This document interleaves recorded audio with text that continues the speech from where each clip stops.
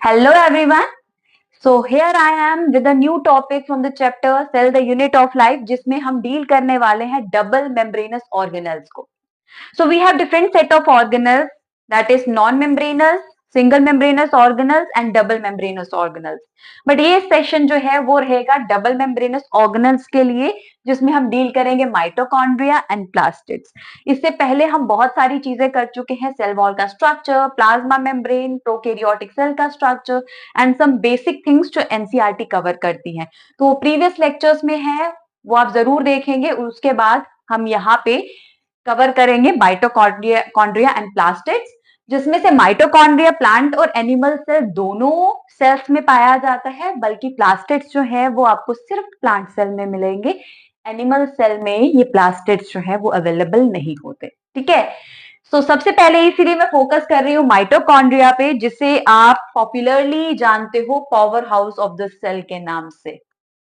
So power house of the cell, ये mitochondria की पहचान है. एनिमल सेल हो, प्लांट सेल हो, ये हर जगह एटीपी को सिंथेसाइज करता है. ATP which is the basic requirement for keeping our body functional. हम मूव कर रहे हैं, हमारी ऑर्गन्स काम कर रहे हैं, हमारी बॉडी का कोई भी फंक्शनल या पर्पस जो पूरा करना है, उसके लिए हमें एटीपी चाहिए. ठीक है. सो एटीपी जो सिंथेसाइज करता है वो माइटोकॉन्ड्रिया है. जिन सेल्स में, जिन ऑर्गन्स में हमें ज्यादा एक्टिविटी चाहिए होती है, जैसे अगर हम हार्ट की बात करें या मसल्स की बात करें, तो एक्टिविटी की रिक्वायरमेंट हाई है. तो न्यूरॉन्स में, तो वहां पे माइटोकॉन्ड्रिया जो है उसका नंबर भी कंपेरेटिवली आप ज्यादा देख पाओगे, क्योंकि ज्यादा एनर्जी चाहिए, ज्यादा एटीपी चाहिए, तो माइटोकॉन्ड्रिया भी फिर ज्यादा होने चाहिए. तो माइटोकॉन्ड्रिया की इस एबिलिटी की वजह से ये बहुत स्पेशल ऑर्गेनल है.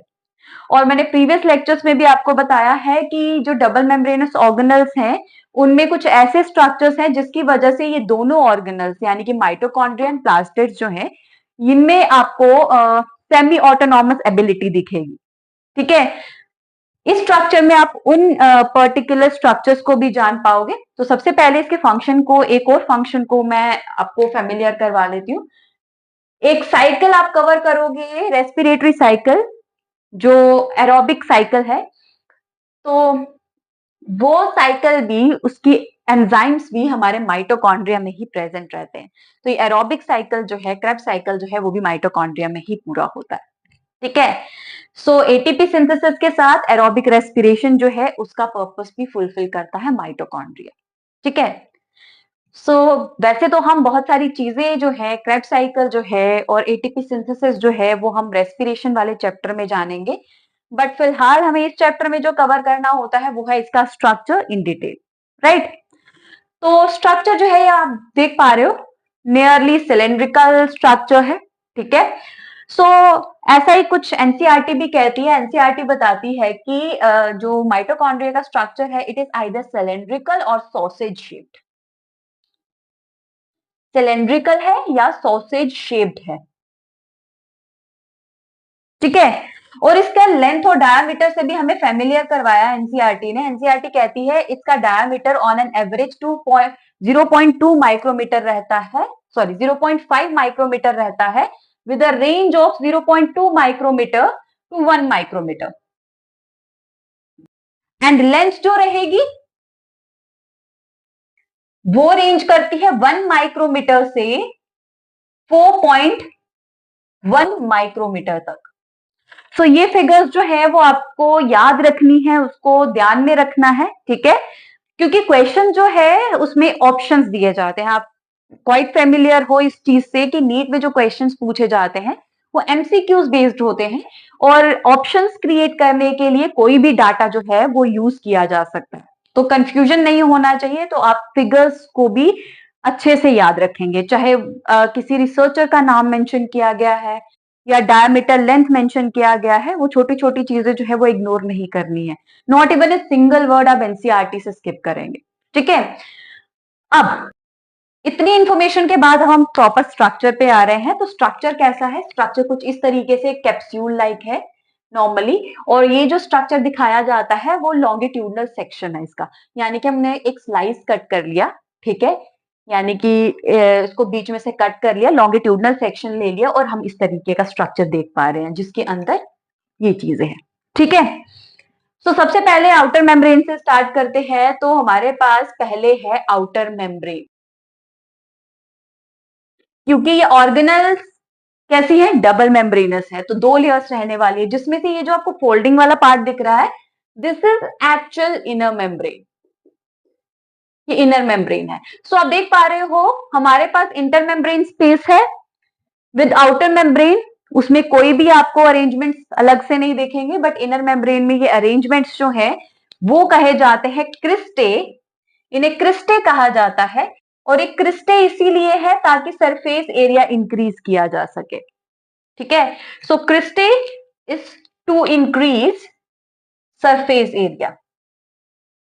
और क्रिस्टे हम किसको कह रहे हैं, क्रिस्टे जो है ये फोल्डिंग्स को कह रहे हैं। Actually this is complete inner membrane, but सिर्फ ये फोल्डिंग्स जो आपको दिख रही हैं इन्हें क्रिस्टे कहा जाता है। और क्रिस्टे जो है वो सरफेस एरिया इंक्रीज करता है। ठीक है, अब हमारी बॉडी में अगर आप देख लो कहीं पे भी जहां पे सरफेस एरिया, जहां पे जितने भी फोल्डिंग्स हैं, अरेंजमेंट्स हैं, वो यूजुअली सरफेस एरिया को इंक्रीज करने के लिए ही है ना। और वो सरफेस एरिया क्यों इंक्रीज करना है, या तो कोई एब्जॉर्प्शन हो रही है, ठीक है, या फिर किसी चीज को अकोमोडेट करना है ज्यादा से ज्यादा, तो वहां पे सरफेस एरिया ज्यादा है। ठीक है, या फिर बहुत ज्यादा हाई लेवल पे एक्सचेंज करना है तो सरफेस एरिया ज्यादा है। ठीक है, तो आप अलग अलग अरेंजमेंट्स देखोगे, बट यहाँ पे जो अरेंजमेंट है, सरफेस एरिया है, वो इसीलिए है ताकि कोई चीज जो है उसे ज्यादा से ज्यादा अकोमोडेट किया जा सके। राइट, सो वो चीज क्या है उसको अब ध्यान में से देखते हैं। मैं यहाँ पे कुछ स्ट्रक्चर्स बना रही हूँ इस पर्टिकुलर क्रिस्टे में। वैसे तो ये पूरी जगह होते हैं, आपको बैक साइड जो है वो भी रहेंगे, वहां पे भी फोल्डिंग्स होंगी इस तरीके से। ठीक है, सो क्योंकि ये 2D स्ट्रक्चर है तो हम यहाँ पे फोल्डिंग्स दिखा रहे हैं सिर्फ। सो ये इस तरीके से स्ट्रक्चर्स होते हैं जो सारे क्रिस्टे में, पूरे इनर मेम्ब्रेन में प्रेजेंट रहते हैं।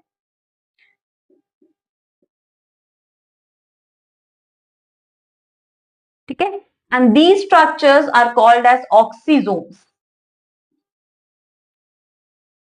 और F0 F1 पार्टिकल्स। इसके बारे में थोड़ा और डिटेल में बात करेंगे फर्दर सेशंस में। रेस्पिरेशन के दौरान हमें और डिटेल में करना है इसका स्ट्रक्चर और किस तरीके से काम करते हैं, बट फिलहाल के लिए इसका अरेंजमेंट जो है वो इस तरीके से होता है कि इनर मेम्ब्रेन में क्रिस्टे जो है वो इससे ज्यादा से ज्यादा एकोमोडेट करने के लिए बनाए जाते हैं। तो ये ऑक्सीजोम्स पूरे इनर मेम्ब्रेन में प्रेजेंट है। ठीक है, अब हम फंक्शन की बात कर रहे थे, तो फंक्शन क्या है इसका, फंक्शन जो है वो है एटीपी सिंथेसिस।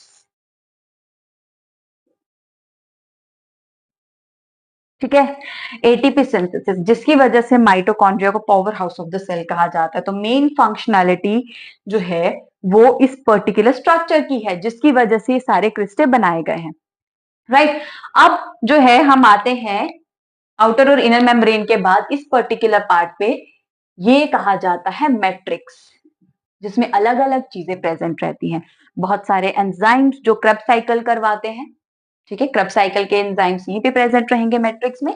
उसके अलावा ये कुछ आप स्ट्रक्चर्स देख पा रहे हो, जिसमें से ये स्ट्रक्चर जो है इट्स देयर डीएनए, जिसे माइटोकॉन्ड्रियल डीएनए भी कहा जाता है। सो आप बोलो डीएनए तो न्यूक्लियस में रहता है, बट माइटोकॉन्ड्रिया और प्लास्टिड्स ये सेमी ऑटोनॉमस ऑर्गेनल्स हैं, इनके पास अपना कुछ डीएनए यानी कि कुछ इंफॉर्मेशन रहती है, सर्कुलर डीएनए रहता है with some fragments of RNA as well, some RNA, mitochondrial RNA. ठीक है, एंड 70s राइबोसोम्स। तो इनके पास प्रोटीन सिंथेसिस के लिए अपनी मशीनरी है, जिसमें ये कुछ पर्टिकुलर प्रोटीन्स अपने सिंथेसाइज कर सकते हैं। ठीक है, सारे नहीं, बहुत सारी चीजें जो है वो हमारा न्यूक्लियर डीएनए ही कंट्रोल करता है, हमें क्रोमोसोमल डीएनए कहते हैं उसे। बट माइटोकॉन्ड्रियल डीएनए जो है वो कुछ पर्टिकुलर प्रोटीन्स जो है अपनी रिक्वायरमेंट के हिसाब से सिंथेसाइज करता है as per the information stored in mitochondrial DNA, जिसकी वजह से इन ऑर्गेनल्स को सेमी ऑटोनॉमस ऑर्गेनल्स कहा जाता है। ठीक है, सो ये है रीजन जिसकी वजह से माइटोकॉन्ड्रिया और प्लास्टिड्स जो है वो सेमी ऑटोनॉमस है।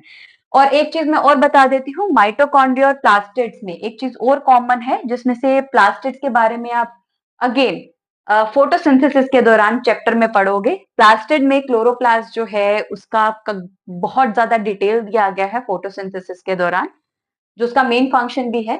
और क्लोरोप्लास्ट जो है वो एटीपी सिंथेसिस भी करते हैं like mitochondria. But mitochondria is the main organelle जो सफिशिएंट सप्लाई देती है जब हमें हमारी बॉडी को फंक्शन करना होता है। सो बहुत सारी कॉमन चीजें आपने देखी। पहले तो डबल मेम्ब्रेनस है, दूसरा इनमें हमारे पास ये सेमी ऑटोनॉमस अरेंजमेंट है, एंड थर्ड जो है ये एटीपी सिंथेसिस भी करते हैं। ठीक है, सो इन सब चीजों को रिलेट करते हुए चलना है, ये कॉमन और डिफरेंस जो है वो सारा कुछ फिगर आउट करते हुए चलना है। So this is all about mitochondria. और अब हम मूव करेंगे प्लास्टिड से, और प्लास्टिड्स हमें सिर्फ प्लांट सेल में डील करने को मिलते हैं। ठीक है, हमारे पास बेसिक प्लांट्स हैं, एल्गी से लेकर हमारे पास जो एंजियोस्पर्म्स है वो प्रेजेंट है, और सब में आपको प्लास्टिड्स का अलग अलग अरेंजमेंट देखने को मिलता है। ठीक है, सो उनके बारे में भी बात करते हैं। तो मूव करते हैं प्लास्टिड्स पे। तो प्लास्टिड्स जो है वो प्लांट बेस्ड ऑर्गेनल है, राइट, जिसमें से प्लास्टिड से फेमिलियर करवाने से पहले मैं इसकी अलग अलग टाइप्स बता देती हूँ। ठीक है, जिसमें से हम एक पर्टिकुलर प्लास्टिड जो है वो डिटेल में करने वाले हैं। So we have 3 particular types of plastids, और मैं अभी फेमिलियर करवा चुकी हूँ कि प्लास्टिड्स जो है वो सिर्फ प्लांट सेल में रहेंगे, एनिमल सेल में एब्सेंट रहते हैं plastid, and it's a double membranous organelle, right. तो 3 types of plastids are there, जिसमें से एक टाइप क्रोमोप्लास्ट कही जाती है। Chromoplast is a coloured organelle, यानी कि कलर्ड प्लास्टिड है, लेकिन इसमें ग्रीन के अलावा बाकी कलर्स होते हैं। जैसे जो फ्लावर और फ्रूट को कलर देते हैं प्लास्टिड्स, वो क्रोमोप्लास्ट होते हैं। ठीक है, सो इनमें क्या रहते हैं, पिगमेंट्स रहते हैं। They have pigments to impart colour. तो प्लांट के अलग अलग पार्ट्स को जो कलर मिलता है वो इन क्रोमोप्लास्ट की वजह से मिलता है। बट अगर हम बात करें ग्रीन कलर की, यानी कि green part of the plant, वो आता है क्लोरोप्लास्ट की वजह से। Chloroplast is a green coloured organelle, green coloured organelle, और वो स्पेशलाइज्ड इसीलिए है क्योंकि वो फोटोसिंथेसिस करता है, और उसमें एक स्पेशल तरह का पिगमेंट होता है जो फोटोसिंथेसिस के लिए रिक्वायर्ड है, that is chlorophyll. So chloroplast have chlorophyll for purpose of photosynthesis, photosynthesis को पूरा करने के लिए। And last we have one more plastid, जिसमें कलर इंपार्ट करने के अलावा एक डिफरेंट फंक्शन है, दैट इज ल्यूकोप्लास्ट। ये एक स्टोरेज प्लास्टिड है जो स्टोरेज करता है, स्टोरेज प्लास्टिड। तो स्टोरेज जो है वो अलग अलग चीजों की हो सकती है, कार्बोहाइड्रेट भी है हमारे पास, प्रोटीन्स भी है, फैट्स भी है ना। सो अलग अलग चीजों की स्टोरेज होती है, जिसमें से विल टॉक अबाउट अमाइलोप्लास्ट। ये स्टोर करते हैं कार्बोहाइड्रेट्स। ठीक है, ये स्टार्च स्टोरेज के लिए रिस्पॉन्सिबल है। उसके बाद we have elaioplasts. Elaioplasts are required for the storage of oils. And lastly, we have proteins, जिसकी storage के लिए we have aleuroplasts. So aleuroplasts जो storage करते हैं वो करते हैं proteins ही. So ये है different types of plastids. Plant में अलग अलग तरह के प्लास्टिड्स मिलते हैं, लेकिन जो हमें डिटेल में करना है, जो हमारे सिलेबस में है, जिसके बारे में हमें सब कुछ जानना है, क्योंकि उसके ऊपर बहुत सारे चैप्टर बेस्ड हैं, रेस्पिरेशन भी और फोटोसिंथेसिस मेजरली, वो है क्लोरोप्लास्ट। तो क्लोरोप्लास्ट जो है वो हम डील करने वाले हैं, इसी के बेसिस पे पूरा स्ट्रक्चर डील करेंगे, क्या क्या अरेंजमेंट्स है, क्या क्या स्ट्रक्चर है, और कहाँ पे क्लोरोफिल प्रेजेंट रहता है, और कौन कौन सा पार्ट इन्वॉल्व होता है फोटोसिंथेसिस को पूरा करने के लिए। ठीक है, सो बात करते हैं क्लोरोप्लास्ट की और डिटेल स्ट्रक्चर डील करते हैं। So this is the structure of chloroplast, जिसमें हम सबसे पहले स्टार्ट करेंगे कि इसकी मेम्ब्रेन से। सो जैसे हमने माइटोकॉन्ड्रिया में डील किया, वैसे ये है outer membrane and this one is inner membrane. तो फर्क क्या दिख रहा है? सबसे पहले माइटोकॉन्ड्रिया की इनर मेम्ब्रेन जो थी उसमें फोल्डिंग थी, क्रिस्टे थे, बट इसमें ऐसा कुछ भी नहीं है। ठीक है, अब आया इसका इनर पार्ट। ठीक है, इनर पार्ट जो है, यहां पे हम मैट्रिक्स की जगह इसे कहेंगे स्ट्रोमा। स्ट्रोमा, माइटोकॉन्ड्रिया में मैट्रिक्स था, ये स्ट्रोमा है। ठीक है, तो सबसे पहले फोकस कर रहे हैं कॉइन लाइक स्ट्रक्चर्स पे। ये कॉइन लाइक स्ट्रक्चर्स जो आपको दिख रहे हैं, ये बहुत इंपॉर्टेंट पार्ट है। This coin like structures are called as thylakoids. Thylakoids क्या है? कॉइन लाइक स्ट्रक्चर्स हैं, सिंगल कॉइन लाइक स्ट्रक्चर्स जो आपको दिख रहे हैं, सिंगल सिंगल पार्ट। तो ये थाइलाकॉइड्स वो स्ट्रक्चर्स हैं जहां पे क्लोरोफिल प्रेजेंट रहता है। So this part contains chlorophyll. So chlorophyll contain कर रहा है, यानी कि वो पिगमेंट कंटेन कर रहा है जो सनलाइट को ट्रैप करता है।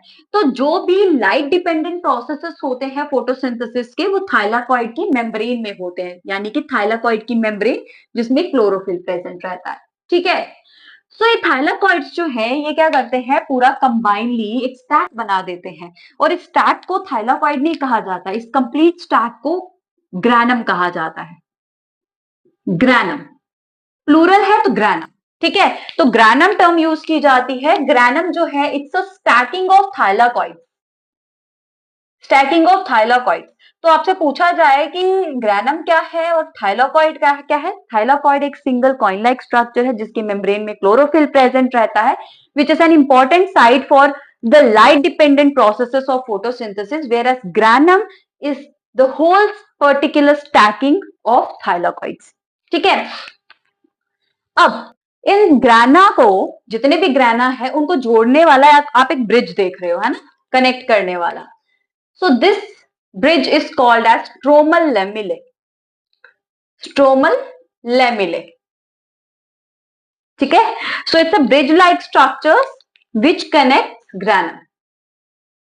Bridge to connect granum. Right? So ये है इसका फंक्शन। रेस्ट बहुत सारे फंक्शन हैं जो आप डिटेल में डील करोगे फर्दर चैप्टर्स में। ठीक है, बहुत सारी चीजें हैं जो धीरे धीरे एनसीईआरटी ने एक्सप्लेन की है, एक ही बार में एक चीज नहीं करेंगे। ठीक है, तो स्ट्रोमल लैमेले जो है वो ब्रिज लाइक स्ट्रक्चर है जो ग्रैना को कनेक्ट करता है। ठीक है, उसके बाद अब हम बात कर चुके हैं कि थाइलाकॉइड वो साइट रहेगी जहां पे फोटोसिंथेसिस के लाइट डिपेंडेंट प्रोसेसेस होते हैं, बट वो प्रोसेसेस जो लाइट पे डिपेंडेंट नहीं होते। ठीक है, क्योंकि आप ऐसे प्रोसेसेस में प्रॉपर डिफरेंस देख पाओगे, आगे आगे बहुत सारी आपको चीजें करनी है। तो लाइट इंडिपेंडेंट प्रोसेसेस फोटोसिंथेसिस के वो कहां पे होते हैं? बेटा वो होते हैं स्ट्रोमा में। It's a site for light independent processes of photosynthesis.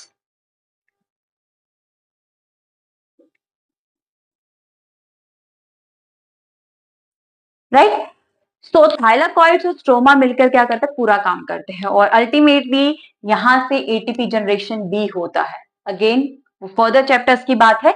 So this is the complete structure which also includes there DNA, some amount of RNA as well, with some 70S ribosomes, ताकि ये semi automatically function कर सके, कुछ set of proteins अपने बना सके।